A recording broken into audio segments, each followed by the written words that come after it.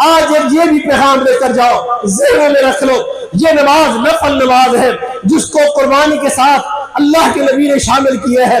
ये नफल नमाज है, इसका तारिक काफिर नहीं होता। लेकिन अगर ये छोड़ दो तब कुर्बानी कबूल नहीं। तो सोचिए, अगर आप में से कोई सुबह की नमाज पढ़े बगैर आया बैठा है, जहां अल्लाह की तरफ से आवाज आती रही, वो अपनी कुर्बानी किस मुंह से कर रहा है? अल्लाह फरमाते फसल्लि लिरब्बिका वनहर, पहला हुक्म नमाज का है, फिर हुक्म कुर्बानी का है।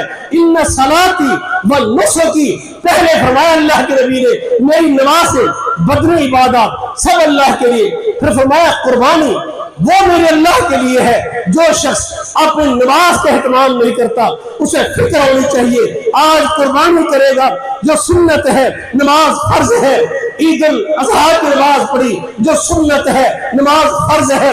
अगर फर्ज का तारिक है तो कुर्बानी